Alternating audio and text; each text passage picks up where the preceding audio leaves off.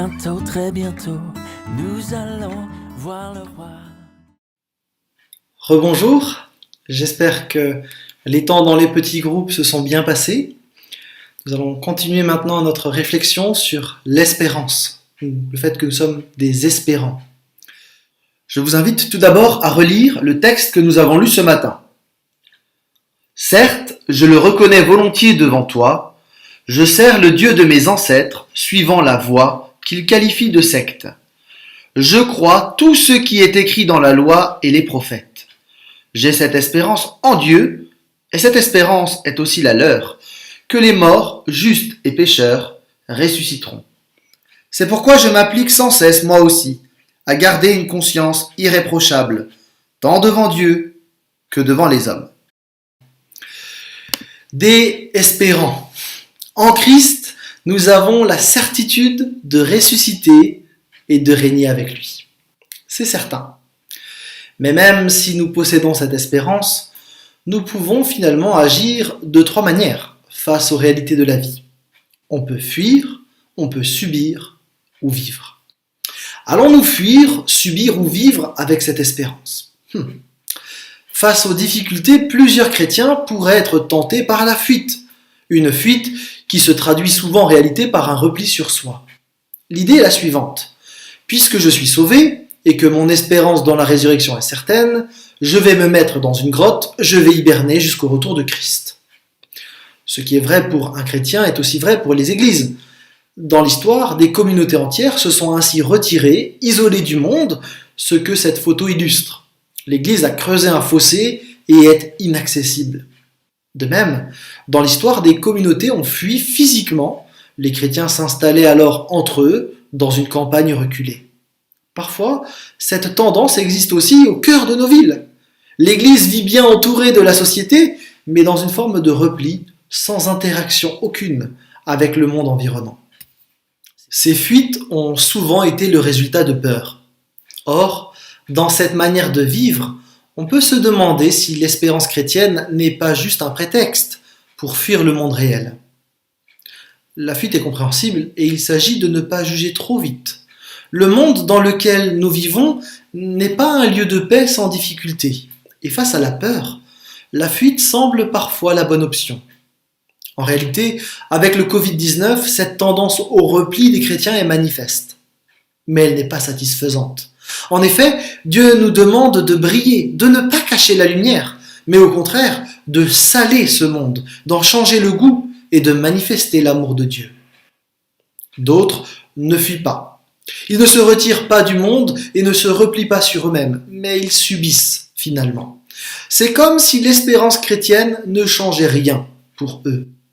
Il y a une forme d'attente, de fatalisme presque. C'est la vie. On n'y peut rien. Et dans une certaine mesure, c'est vrai que nous subissons les événements. Aucun d'entre nous n'est capable actuellement de chasser le Covid-19. Mais l'Église n'est pas sans ressources face à la situation. En tant que chrétiens, nous ne pouvons certes pas chasser le Covid, mais nous pouvons néanmoins vivre sans subir. Notre espérance en Christ est en effet une garantie offerte par Dieu qui devrait nous permettre de vivre différemment le présent. C'est parce que les chrétiens croient que ce qui est immédiat et visible n'est pas toute la réalité qu'ils peuvent faire un choix éthique.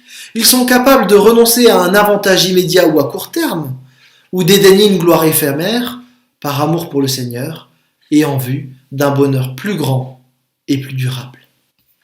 C'est parce que cette espérance est en lui que le disciple de Jésus-Christ ose vivre différemment. Vivre non pas de manière à subir les événements, mais vivre dans la radicalité de l'amour pour Dieu et pour le prochain. Vivre une vie qui reflète Dieu, dans les actes d'abord, mais aussi dans les paroles. Regardez dans le texte que nous avons lu les différents verbes qui sont utilisés par Paul. Paul veut garder une conscience irréprochable devant le Dieu trois fois saint. Le disciple du Christ n'est pas quelqu'un qui s'isole dans une chambre, même une chambre haute, jusqu'à sa mort, en tenant fermement l'assurance de son salut et son espérance, en restant comme prostré contre le mur de sa chambre. Le disciple de Jésus-Christ n'est pas non plus quelqu'un qui vit comme monsieur ou madame tout le monde, en vivant simplement un culte chaque dimanche pour marquer le fait qu'il est chrétien. Non, le chrétien est un disciple habité par l'Esprit de Dieu. Il vit pour la gloire de Dieu. Son espérance éternelle l'amène à voir les choses autrement et à vivre d'une manière nouvelle, à vivre en disciple, en témoin, à vivre pour la gloire de Dieu. Pour Paul, vivre de l'espérance se conjugue avec des verbes clairs. Servir le Seigneur, croire, avoir cette espérance en Dieu et s'appliquer sans cesse à garder une conscience irréprochable tant devant Dieu que devant les hommes. L'espérance donne une perspective à notre vie terrestre. Il ne s'agit pas d'être des fanfarons, mais il y a une autre perspective qui nous est offerte. Et en effet, ce que nous vivons ici et maintenant, ce ne sont pas les choses dernières, mais les choses avant-dernières. Il y a une suite à l'histoire. Ce que nous allons vivre éternellement dépasse de très loin tout ce que nous pouvons vivre ici et maintenant. Et nous ne voulons pas mettre notre espérance dans des choses avant-dernières. Pour vivre concrètement de son espérance, il est indispensable de faire des choix, de prendre certaines positions, vivre une vie qui honore Dieu en considérant les choses selon son regard. C'est vivre d'une manière différente, nouvelle, à contre-courant, souvent. C'est ainsi que Paul a pu dire contre toute attente, la mort m'est un gain. Mais qui pourrait dire ça? C'est aussi pour cela que les chrétiens qui habitaient à Philippe ont particulièrement soutenu financièrement le ministère de Paul alors qu'ils n'avaient pas forcément beaucoup de moyens. Mais qui ferait ça? L'espérance de ces chrétiens les a conduits à vivre d'une manière différente des autres personnes à l'époque. Nous avons, nous aussi, une espérance qui nous permet de prendre un certain recul. Nous savons de passage sur terre. Jésus-Christ vient, ça change tout. L'image biblique du mariage avec Christ peut probablement nous aider à mieux comprendre en quoi l'espérance chrétienne est à vivre. Selon la Bible, vous le savez, en tant qu'Église, nous sommes mariés par la foi à ce Jésus-là. L'image est belle. Nous portons le plus beau des noms, le nom de chrétien, christien. Nous lui appartenons. L'Église, c'est l'épouse de ce Jésus qui est au-dessus de tout. Et tout comme une esclave pauvre pouvait par mariage devenir une noble citoyenne, de même, nous qui étions pécheurs, rebelles, ingrats et perdus, nous devenons co-régnants avec Christ pour l'éternité. Wow. Ce n'est pas un mariage uniquement administratif, où il y a juste un changement de nom sur le papier. Non, dans un mariage, il y a une communauté de biens, une vie ensemble. Ce qui appartient à l'un appartient à l'autre. Il y a une vie commune, une vie belle, heureuse, où les mariés sont épanouis et grandissent dans leur amour. C'est en tout cas ça le projet du mariage selon Dieu. Et c'est précisément ce que nous allons vivre avec Jésus-Christ. Vous allez peut-être vous dire que si nous sommes mariés, nous n'avons pas encore tout reçu, qu'il y a une arnaque quelque part dans ce que Jésus-Christ a dit. En fait, c'est souvent parce qu'on ne comprend pas comment le mariage se faisait dans l'Antiquité. Au temps de Jésus, le mariage se faisait en 2 temps. Il y avait d'abord le temps des fiançailles, véritable alliance, promesse de mariage avec un engagement formel du couple et des familles. Cet engagement ne pouvait se casser que par un divorce. Ensuite, il y avait une période d'attente d'environ 1 an où les mariés étaient promis l'un à l'autre.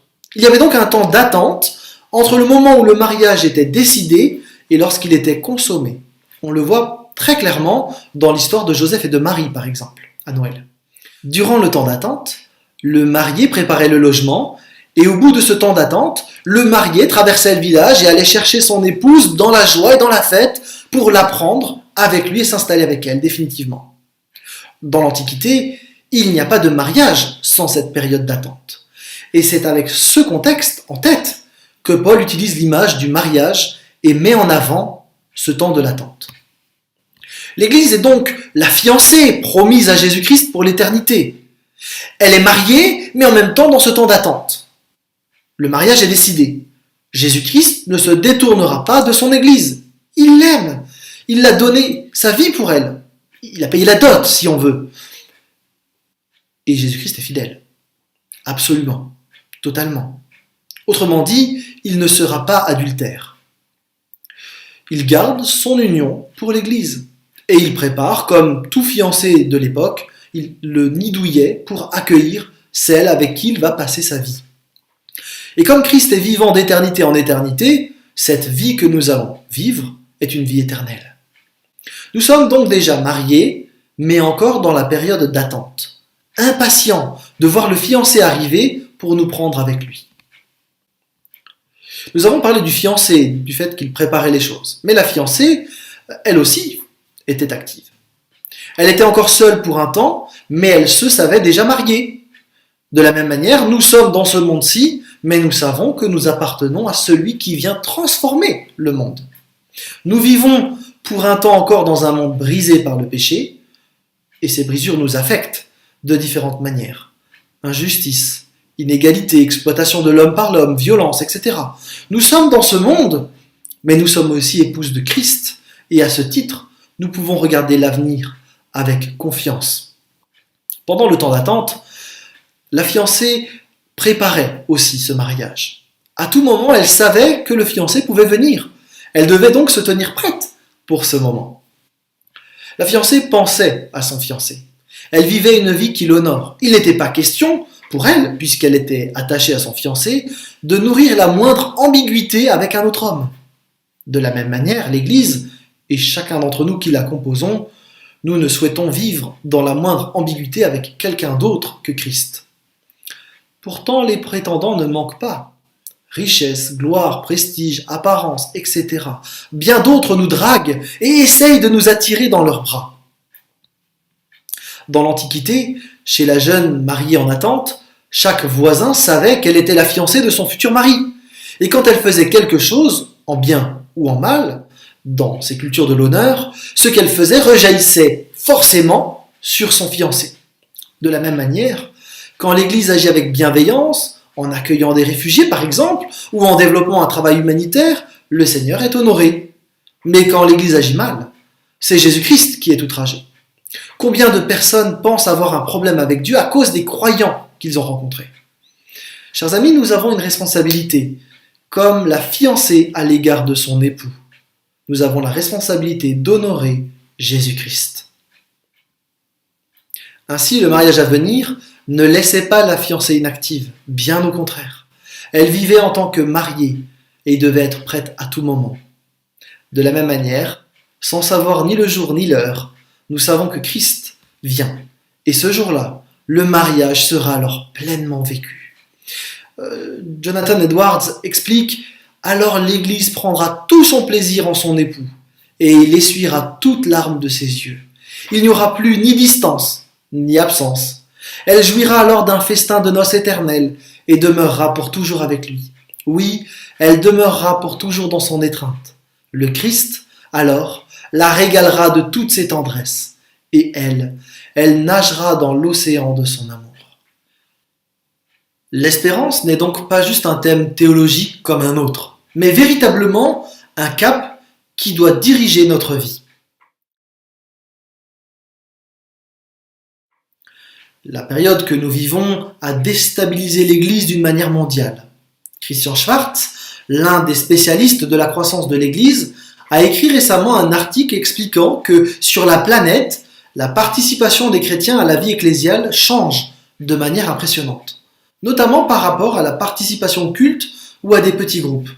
Dans toutes les églises, on note une baisse significative de la participation des chrétiens au culte. La mise en place de cultes en direct n'a pas freiné cette tendance qui pointe une forme de désengagement des chrétiens des églises locales. Cette situation mondiale est questionnante et interpelle certains sur la réalité de la foi vécue. J'ai même entendu certains chrétiens dire qu'il y avait un tri qui s'opérait entre les vrais et les faux chrétiens, et que beaucoup n'étaient finalement que des chrétiens de nom. Il me semble qu'il est un peu trop facile de juger les autres. Bien des chrétiens ont juste envie de protéger leur famille d'un virus qui peut être mortel. Notre rapport à la peur n'est pas le même en fonction de notre vécu. Alors il est vrai, on peut se poser la question personnellement, cette question, est-ce que je prends Dieu au sérieux? Quelle place je laisse à Dieu dans ma vie? C'est toujours bon de se questionner un petit peu. Mais plus que le tri entre les vrais et les faux chrétiens, auxquels je ne crois pas trop, je pense que le Covid a accéléré ou confirmé une tendance qui existait dans notre société individualiste, qui consiste à vivre sa foi en solo, en affirmant que l'on peut croire en Dieu en se passant des autres chrétiens, chrétiens qui se révèlent parfois si décevants. Il est intéressant, par exemple, de constater que si on cherche une image sur la louange, souvent on aura une personne seule devant Dieu, les bras tendus. C'est une vision très individualiste de la louange. On parle de mon Dieu, de mon salut, de mon Église. La plupart de nos chants chantent je. On insiste sur la piété personnelle, mais on perd de vue la piété de groupe, notre espérance qui est commune. Cette tendance individualiste de la société est entrée dans l'Église et le Covid le révèle. Quelque part, le retour à l'espérance chrétienne nous permet de réaliser que nous ne sommes pas seuls à partager cette espérance. Le Covid a aussi montré qu'il y a une forme de consumérisme. On a l'habitude, en allant au restaurant, peut-être vous aussi, avec mon épouse, de noter sur TripAdvisor si le repas était bon. Alors on met 5 étoiles, ou moins, et on fait finalement, inconsciemment, pareil avec les églises, comme si on était extérieur. Or l'église, c'est nous. Je ne peux pas donc me contenter de mon espérance, de mon salut, de ma relation avec Jésus-Christ, et juger comme à distance l'église. L'église, c'est nous. C'est comme si le cuisinier mettait 0 étoile à son propre repas sur TripAdvisor, en critiquant sa propre cuisine. Ça n'a aucun sens. Nous sommes l'Église, et nous ne pouvons pas regarder à distance ce que nous sommes.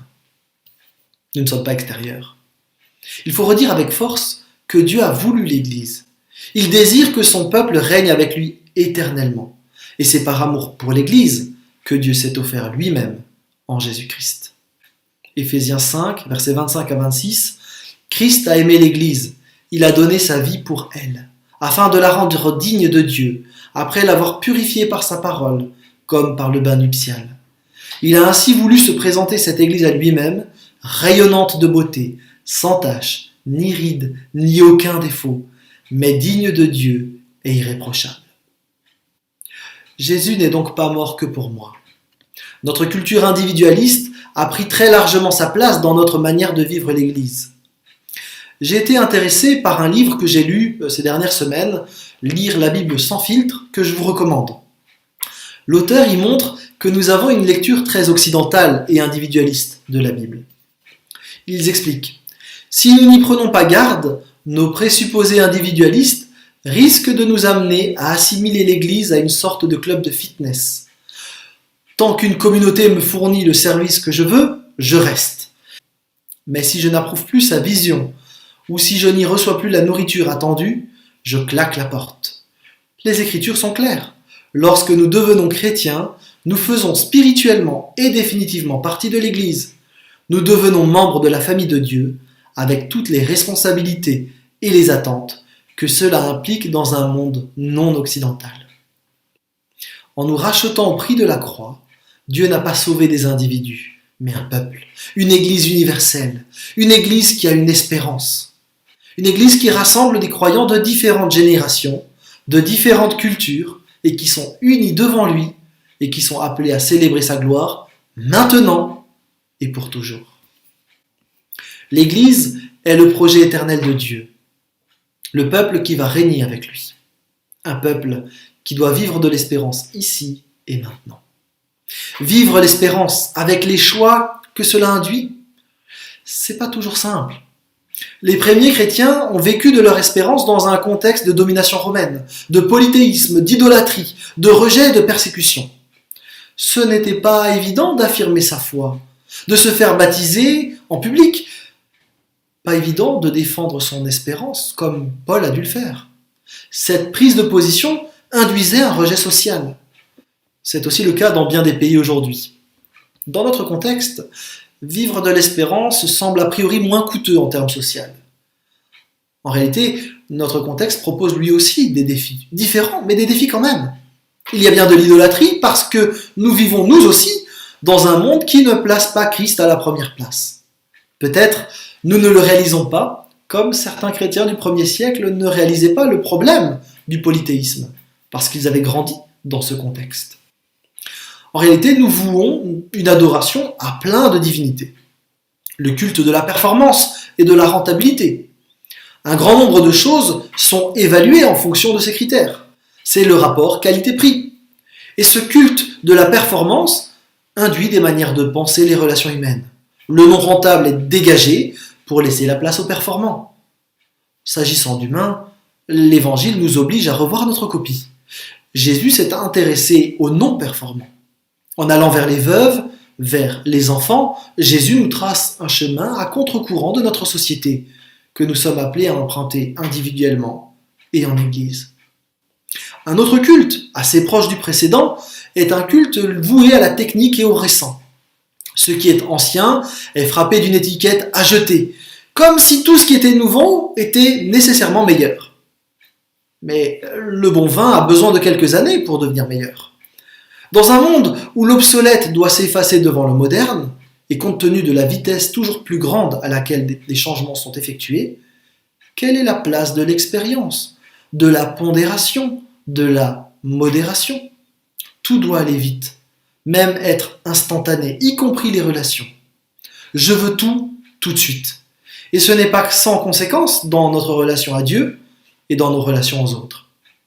En témoigne le nombre de blogs et de livres, de conférences qui expliquent comment déclencher ici et maintenant tout de suite la puissance de Dieu. Avec le culte du récent, le culte de l'esthétique et en particulier du corps jeune est aussi un corps très prisé. Les corps doivent être beaux, soignés et évidemment l'handicap est à proscrire. Il faut du neuf, se méfier de l'occasion. Là encore, l'Évangile nous amène à considérer non ce qui frappe les yeux. Nous croyons en un sauveur qui a plus de 2000 ans. Nous basons notre foi sur un vieux livre. Et c'est pourtant bien lui qui doit nous servir de référence. Bien d'autres cultes existent encore. Celui de la liberté qui fait miroiter une liberté qui serait affranchissement de toute contrainte et surtout de la contrainte de Dieu. La liberté qui se sépare de la volonté de Dieu s'appelle pas liberté mais péché en réalité. La vraie liberté, c'est celle qui consiste à écouter et à vivre celui qui a donné la vie, notre Dieu. Il n'y a pas de vraie liberté en dehors de lui. Vous vous rendez compte que notre société est donc, mine de rien, assez polythéiste. Et si nous ne sommes pas sous la domination de Rome, un empereur bien plus sournois règne aujourd'hui. Mammon. Mammon dont Jésus parle si souvent, dans des termes personnifiés, l'argent. Ce Dieu de l'argent que Jésus personnifie. Ce mammon nous fait croire, par exemple, que tout le bonheur est ici et maintenant, dans le loisir, dans les produits que l'on peut acheter. Beaucoup d'évangéliques ne voient pas les dangers de la société de consommation. On ne voit pas le danger pour la foi chrétienne. Or, lorsqu'on considère ce que Jésus a dit sur l'argent, il y a vraiment des choses à réfléchir. Le problème, c'est toujours que d'évaluer le monde dans lequel on vit, c'est très difficile. Parce qu'on est imprégné de sa culture, de son vécu, de ce monde qui nous entoure. Il y a des choses positives, c'est vrai, et il y a des choses moins positives, et il nous faut réfléchir. Dans ce temps troublé que nous vivons, nous pouvons peut-être distinguer un peu plus clairement les fausses lumières de la société de consommation, qui est marquée par une course à l'argent qui a si souvent ébloui ma propre vie.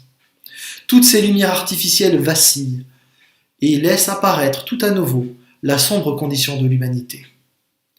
Les temps qui s'annoncent vont être d'autant plus des révélateurs de cet état de fait. En tant qu'espérants, c'est véritablement dans notre relation avec Jésus-Christ que nous trouvons le seul et vrai bonheur.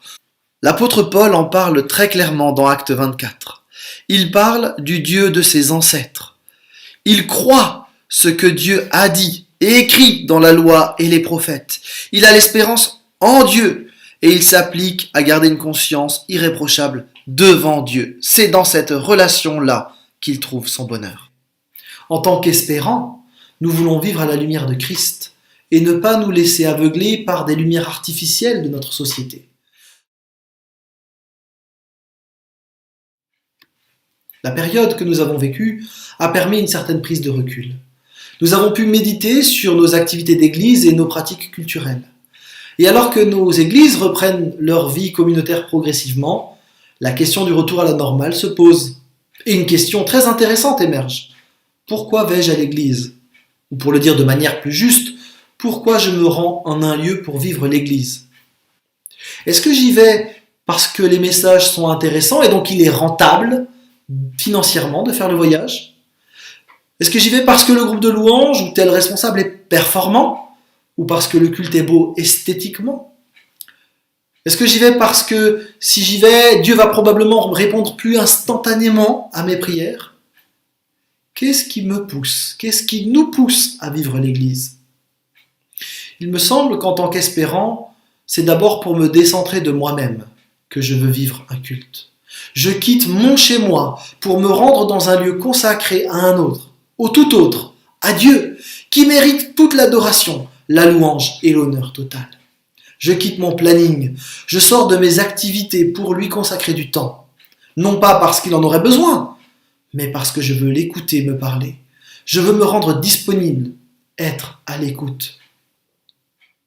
Dans cet élan qui me recentre vers ce Dieu fantastique, je me retrouve avec d'autres qui le considèrent eux aussi comme le roi des rois, le seigneur des seigneurs.